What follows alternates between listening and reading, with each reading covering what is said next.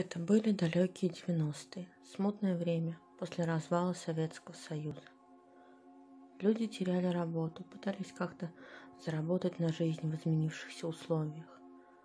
Катя и Саша были знакомы с детства, вместе учились в школе и вместе закончили институт. Устроились на работу.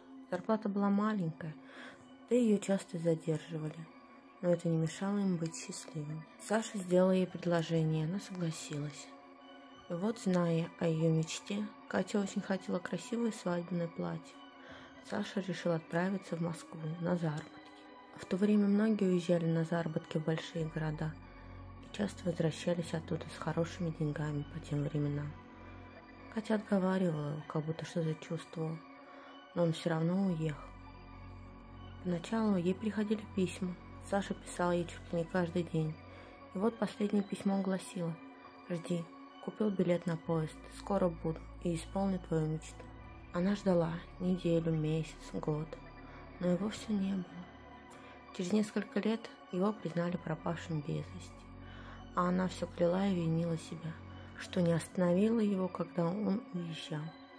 И вот по прошествии 4 лет она вдруг услышала ночью стук в дверь. Первой ее мыслью было: странно, что в звонок не позвонили. Да и кого может принести в 3 часа ночи? Стук повторился.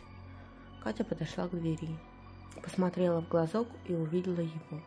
Саша стоял перед дверью, такой же, каким она его помнила, как будто не было тех 4 лет. Он, кажется, почувствовал, что она у двери, и сказал: «Как обещал, приехал исполнять твою мечту», и улыбнулся той самой ее любимой улыбкой мечтателя. Она уже собиралась открыть дверь, как что-то дернуло ее руку.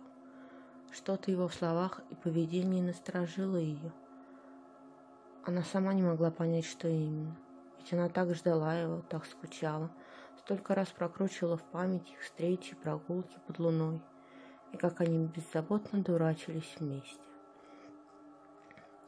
Но в нем что-то было не так, и где-то в глубине души она чувствовала, что это не ее Саша.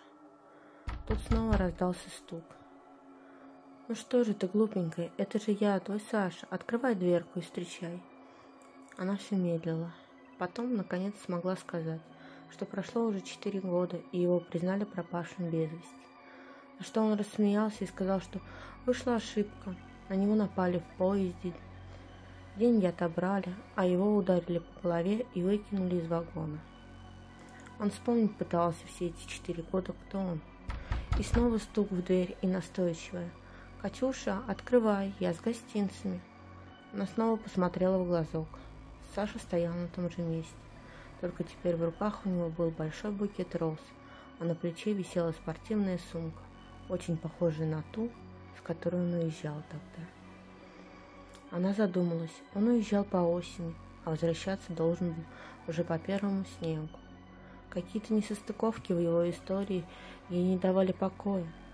Где-то на подсознании всплывала старая история, рассказанная еще ее бабушкой, о том, что нельзя пускать человека, пришедшего в 3 часа ночи.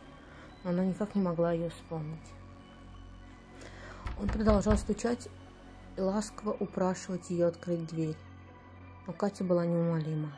Она решила, что стоит подождать утра, дождаться первых петухов, а уж тогда открыть дверь, если Саша все еще будет там. По памяти она вспомнила, что петухи в деревне обычно кукарякают в 5 утра. Она решила ждать до 6. Да и что такое 3 часа для человека, которого она ждала 4 года?